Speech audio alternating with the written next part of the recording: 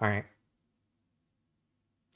Hi, Zizaran here with another Path of Exile University. Today we're going to cover early gearing. I will have some examples, etc. later on. And this lesson is going to be about exploring gearing options and outlining options you have when you're approaching maps. And whether you're playing SSF or semi-SSF in a trade league, obviously making your own gear can be really fun and feel really rewarding as opposed to just buying finished gear off other people. And especially early in a league, a lot of the stuff you need might not be available. So gearing a trade is generally the same as an SSF, but you do have the option to just grind out currency or buy currency of other players. I do have multiple videos on farming currency, especially I have a video on how to get currency without trading with leveraging things like Expedition and Sanctum. But there are other creators that are like softcore blasters that will be better for you to watch when you are a softcore player and you really want to figure out like how am I making 20 divines an hour. Like there's a lot of creators like that. When gearing a character, you don't need to start by aiming for your final gear immediately. And that's actually something that can actually retract from the enjoyment of the game. I used to do that where I would farm on one character till I had perfect gear on another one. But having like that like consistent progression between multiple characters actually feels really, really good. So you don't always need to worry about the fact that you need perfect gear when you're starting out. It's nice to have that actual progression. But gearing generally takes days to weeks for most people, and it's very normal to like leapfrog gear and have multiple pieces of gear that you're going through and working towards the end goal like that. And yeah, leapfrog gearing, that's the act of crafting upgrades while not removing your old gear. So you have like multiple bases that you craft on. So in case that you break the item that you're crafting, you have a backup. Like you're not going back to white boots. But yeah. You might even have like multiple choices, so you could even try Valorbeing them, and we'll talk about this stuff later. But being said, being completely self-sufficient in gearing means that you will basically have access to most things you need. This is so good at League Start. Now, I don't play Trade League a lot, but if I remember, at least in the last 2 or 3 leagues, I believe there's been some instances or even days where the trade has been down, which is a bit of a disaster when you don't know any basic crafting. But yeah. And then the efficiency of time spent is also a large factor, and my 10 hours of progress is going to be very different from your 10 hours, especially when you're starting out. In the end, crafting is just a lot of small gambles, and it's also about taking like calculated risks and stuff. Like some things will be easier than others. So what is crafting in Path of Exile? It's modifying an item with currency or crafting benches. There are some things that'll have guaranteed outcomes, and there are some things that can delete the item, and there are some things that are just pure gambling. The crafting bench is always a guaranteed result. This is always going to be the weakest thing in strength, but you know what you're getting, and it'll have like a roll. Something might be like between 50 and 55 health, etc. Some crafts have 80% of the strength of the non-crafted counterpart, so that could be very, very useful. For example, Elrion's mana cost. I think you only get 1 or 2 more minus mana cost to skills with having the unveiled one as opposed to crafting the one on a ring.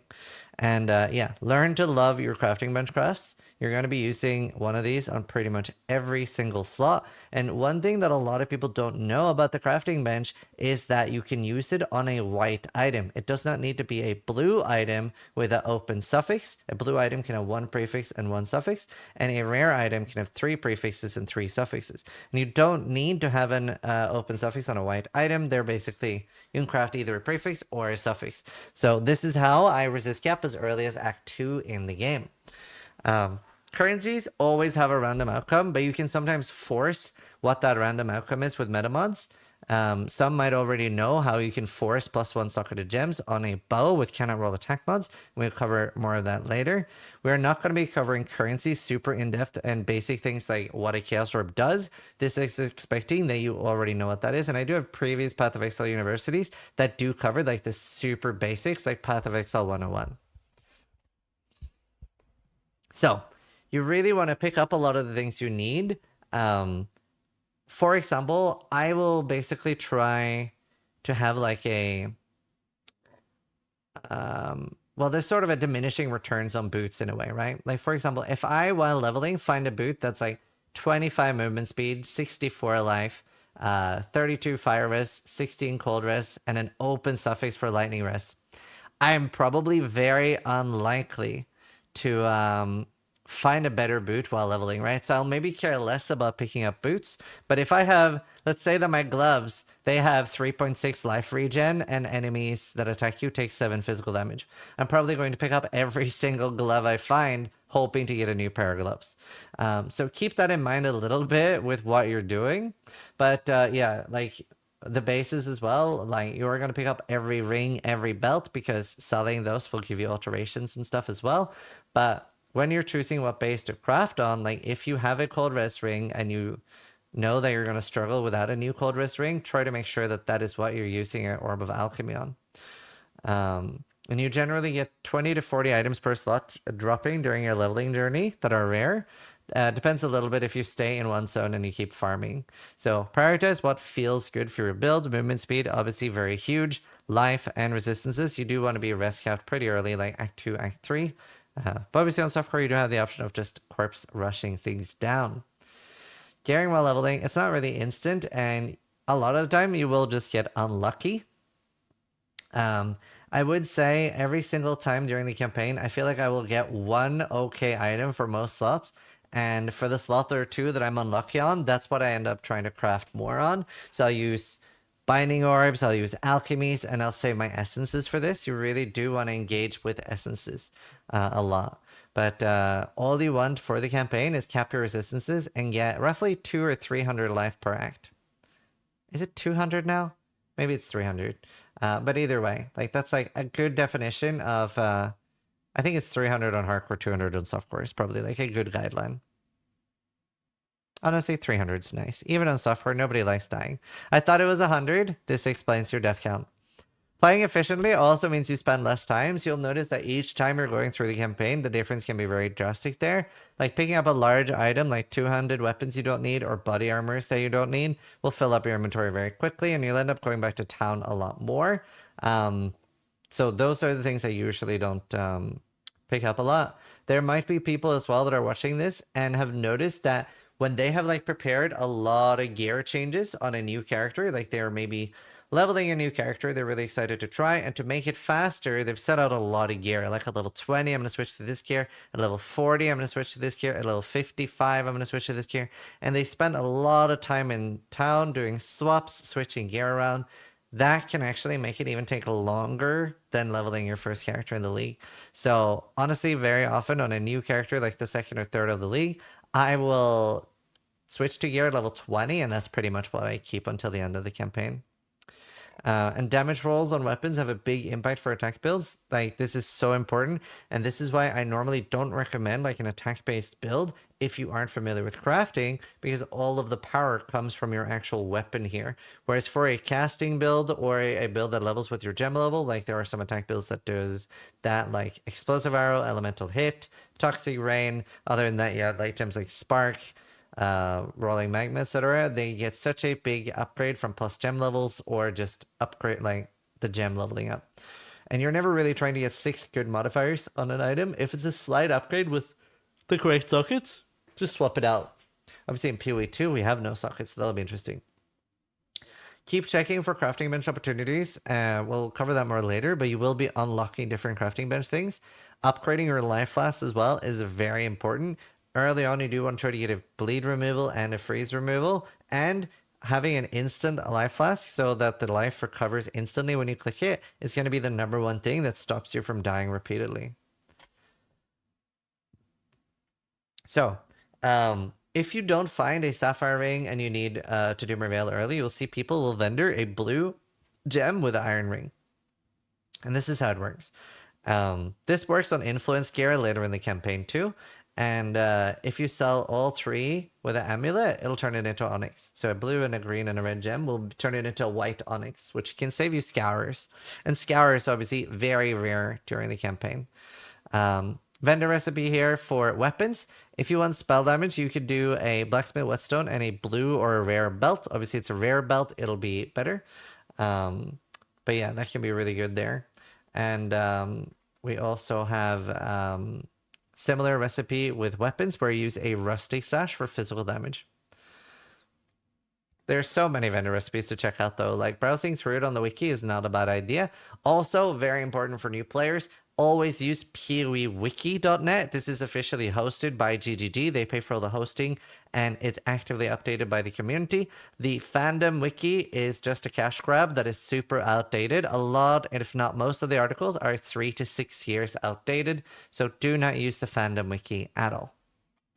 They just pay more for advertisement, so that's why it shows up first. It is abandoned. Gearing in low maps is a little bit different, but a lot of people here will have like guaranteed essence per map and things like that. And flasks here, like rolling your flasks a little bit, will be pretty important. But yeah, essence is a big part of your crafting early, and that's because you can get okay essences like screaming, etc. Although you cannot get deafening and shrieking in white maps anymore. But either way, you can get screaming essences in white maps, whereas you get very little harvest juice in white maps. Expedition as well is really good for gearing early. Keep picking up better bases. The wiki is really good for this, like looking up PoE helmets and then looking like what are the latest bases, like what are the most endgame bases for armor and evasion or just pure evasion, etc. To get yourself that extra armor or evasion. Same with weapons as well, although the last one listed is not always the best. For example, sometimes it's about the last one listed with an axe could be, for example, a slower axe, but has like way higher damage. So that's more for things like Earthquake, where it's very popular for things like Bone Shatter and other skills that have been good in the past leagues that you want high attack speed. Belts, amulets, and rings you always pick up. They're always worth the ID scroll, and it's very easy to get an upgrade for a ring there. And honestly, like if you do find, let's say, a power ring that's really cracked and you don't need the mana, you could vol it and hope that it changes the implicit. That could break the item though. And the flow here is very similar like leveling, but you'll focus more on keeping current rolls and having backup items for future characters, especially if you're in hardcore. You will need to pick up a lot of blacksmith stones, armor stones, and transmutes to sell to the vendor to get wisdoms. And one of the biggest things that we're focusing now in every build right now, which is a little bit weird, but spell suppression is king. So you'll see most people are super focusing on that. Gearing at the mid game does start getting a little bit more advanced items. You'll see some more rare items like Taste of Hate and stuff like that. And normally at this point, we do have 100% spell suppression is generally what people want, especially before starting to do red maps. And suppression tattoos are most likely back this league from what it looks, unless they've changed it, but they haven't said anything about that. And suppression gear is pretty hard to target farm, so we very much try to look out for tier 2 or above fractured suppression. And tier 1 is item level 85 on everything except body armor and shield needs item level 86. And item level is a very big part of crafting. And my guides always have like example gear on it, so you don't need exactly what's listed, but I'll give you a good example for like you need life, resist, etc. And you can look into different uniques into your build depending on what will be useful for you. Affixes on flasks are a little bit different. On flasks, you only have one prefix, one suffix. On gear, same on blue gear here, like a leather belt. You can see a leather belt here with 79 life and 45 lightning rest. And the way it works, like virile is the life prefix here, and off the lightning is the lightning rest suffix. And then the rare will have like an actual name of the item. The implicit is the same on all belts unless they're changed with a corruption or unless they're a synthesis item. And then here you can see that it's changed the name to a Havoc Visor instead of having like a prefix name and a suffix name. They can have three prefix, 3 suffix. Some high spaces are a little bit different. There are some with like a 2-4 spread or 4-2 spread on rings and amulets.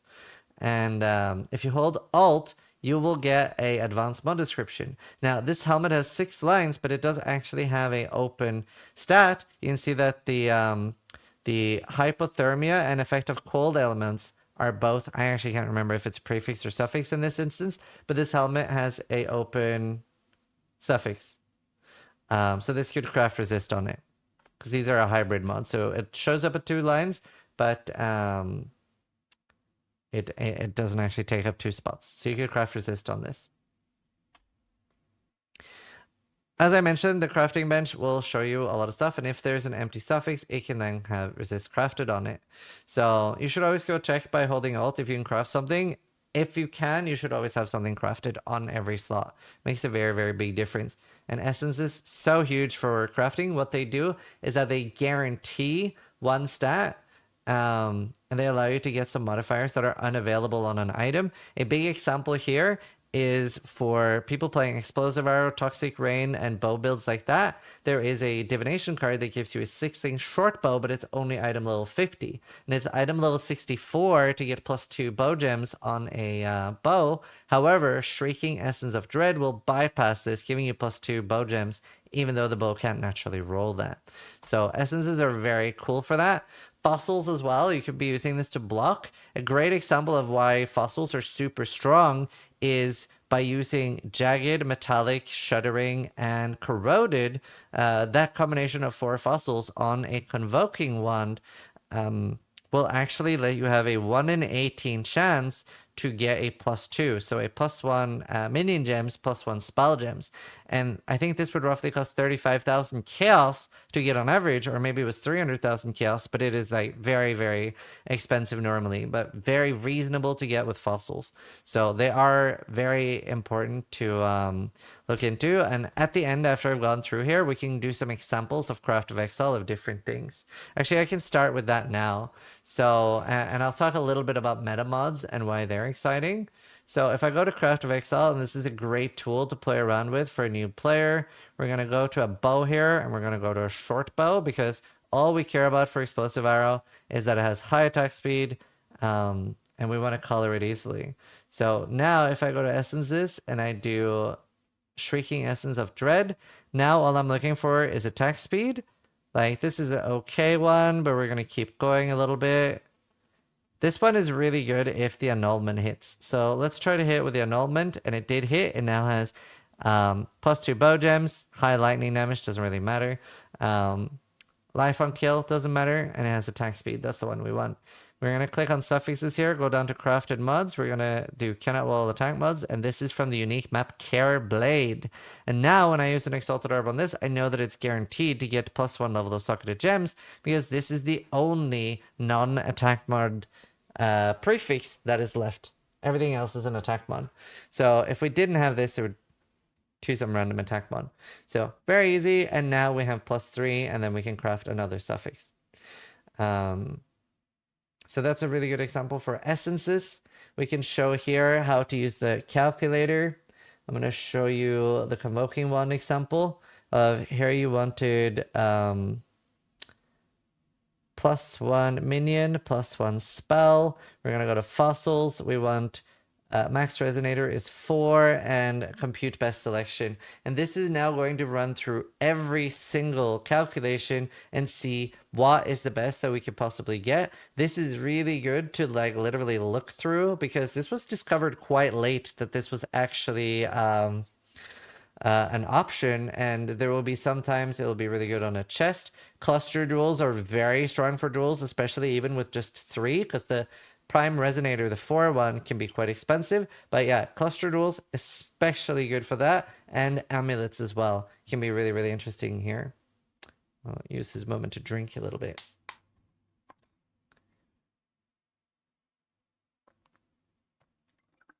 It's crunching the numbers. Yeah, coloring is a lot harder, this thing.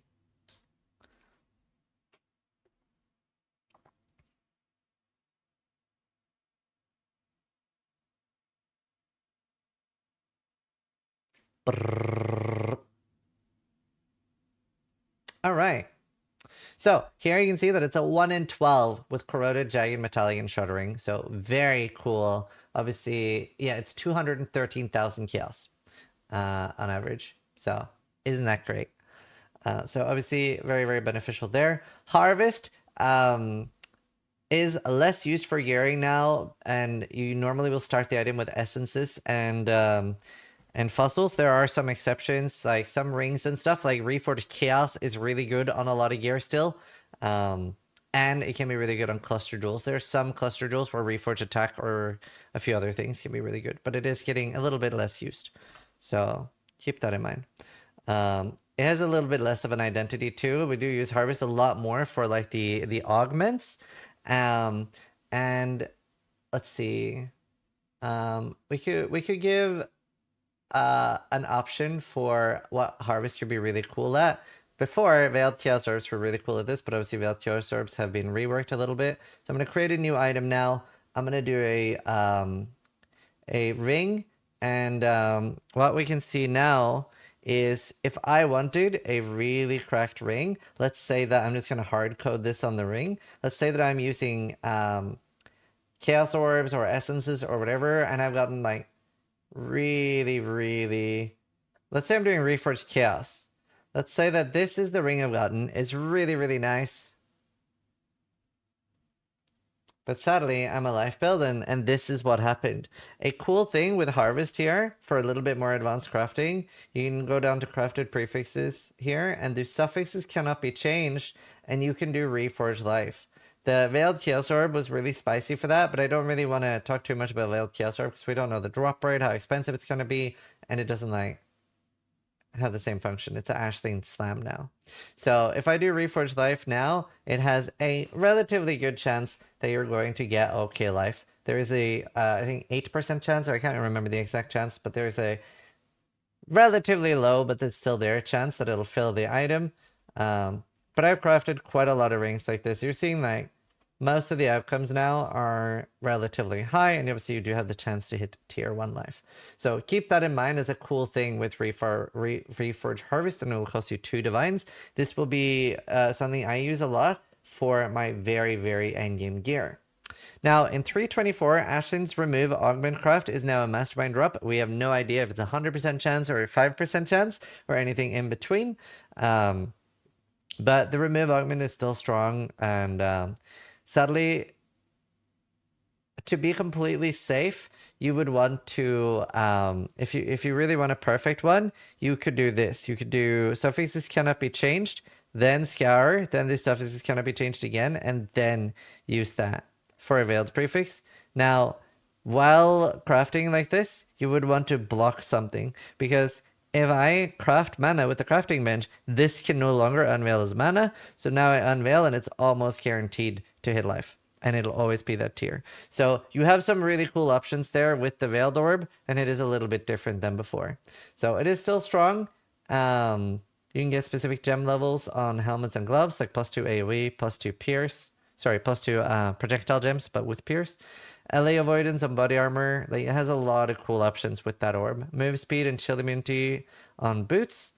And unveils in general can be really good. Eldritch currency. These are really good for implicits. A good example in this, like gloves can get suppression from the blue currency. From the red currency, gloves can get, for example, ignite proliferation. And you do also have that on the things this can be used on, you could do Eldritch Chaos Orb and things like that to, if you've break the prefixes. This does not work on weapons, rings, amulet, belt, etc., but it will work on gloves, boots, chest, helmet, etc. It does not work on shield. But that will add an Eldritch Influence Implicit modifier, one for each color, and remember that implicits do not take up affix slots. And it will remove the normal implicit off an item, so if you used fingerless gloves for the spell damage, that will overwrite that. It's very interesting, very good to use. They have 4 tiers of currency with 6 tiers of the modifiers.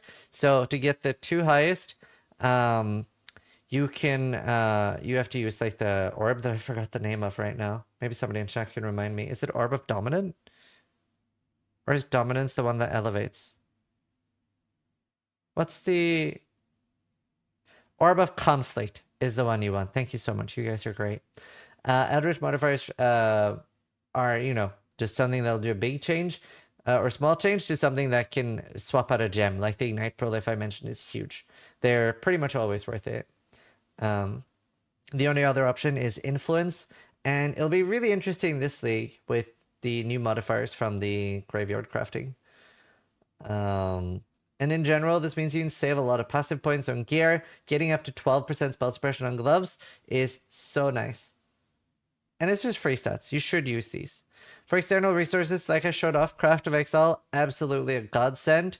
Path of Building Community, really good. That you can Control-C, Control-V gear from in-game. Not everybody knows this, so I'll show this real quick. But if I This is not like a third-party mod. If I hold over this item, I don't have to do anything special except Control C on my keyboard.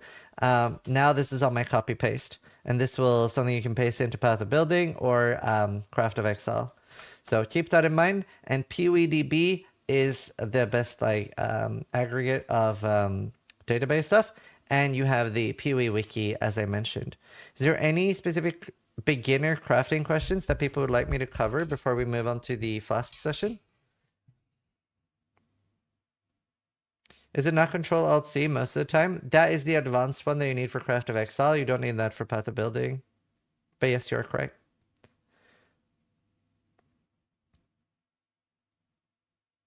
What are augments? So, I wonder if I can show you in-game. So there's something called harvest augments that are more expensive. They need a Ushabi fragment blessing thing. I'll show you now if I can find my Horty crafting bench. So if you see here now, and I'll scroll down a little bit, or let's say I search for fire, you can see that this is a fire augment. So add a new fire modifier and remove another random modifier from a non-influenced item. So this is used to make and force +2 amulets or +2 wands, etc. Whereas you also do have like the reforged fire that is a lot cheaper. It just costs 50, whereas this one's 15,000.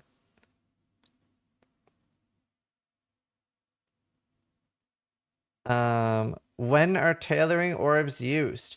Very, very endgame crafting. They can break a 6-link. Like, here I have a tailoring orb. So, for example, let's throw this on my item right now. And this does have a chance to actually break the item. So I'll use the tailoring orb now, and I got 8% explicit defense modifiers. Now, I don't really have anything defense-wise on my item that I care about, but now I got 8% explicit. You normally do this before linking and before crafting the item, but I did get a little bit life now, and there is you can look through the mods on POEDB. They're really popular in weapons, and sometimes you have a bigger upside at the if you're okay with having a downside. Like maybe you're okay with only having a 3-link. Like for example, the tricksters were doing that a lot lastly, where they were okay with only a 3-link chest because they wanted to make use of the trickster integration or the words are hard. The synergy with the League mechanic having if you have no sockets in your chest, the of the Magi. Can you explain splitting items? So here you can see that this item is split. I did that before crafting the item. So I just threw an alchemy on it and then I used a bestiary split. It is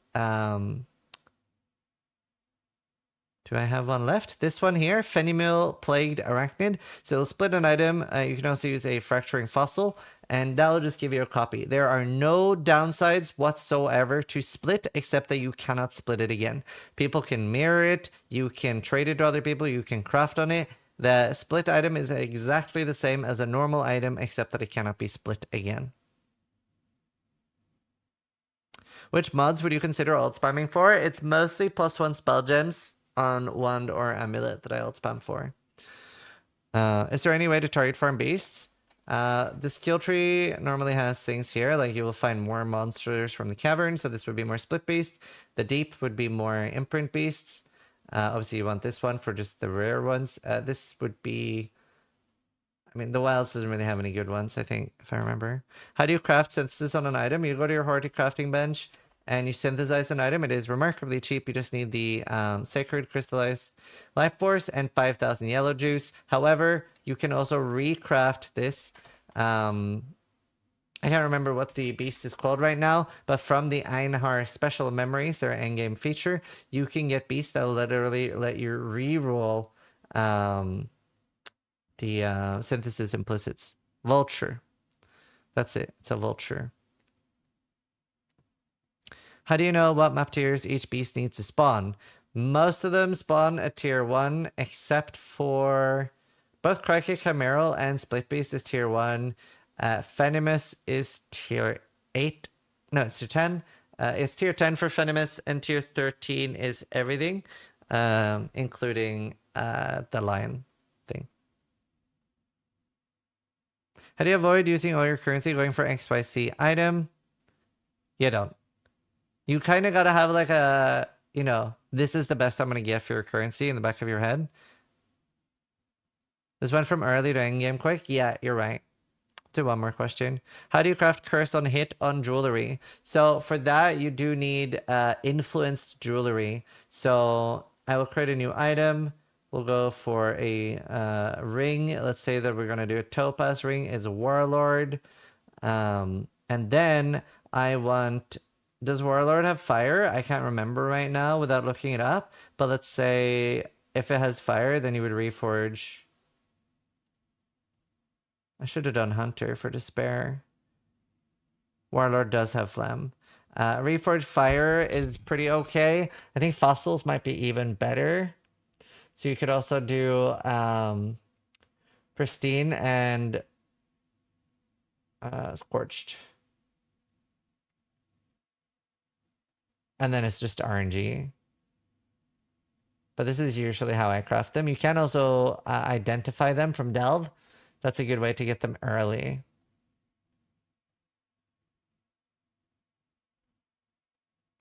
Oh wait, maybe you're right. Maybe Caster is better. I think you're right. Oh, you're right. You're right. You're right. It's been a while. It's been like 3 leagues since I've crafted curse rings. Thank you so much for pointing that out. So with Reforged Caster, it is quite likely, as we saw, we got Vuln a few times there. Shouldn't take too long to get a usable flammability ring. And like I said, you do have guaranteed things in Delve. So here we can just craft life and we have a usable ring. A little bit of rest. Yeah, definitely. Reforged Caster is a great option. Thanks so much for reminding me. That's awesome. I really appreciate that. We'll end on that, and then we're going to do flasks next. But either way, if you have any feedback, we do have a feedback form as well that we have in the description of the YouTube video when this is up. So we are always looking to improve this and make them better, but hopefully you enjoy and learn something from this. So thank you so much for watching. Sub if you liked the video, but more importantly, try to die less than I do.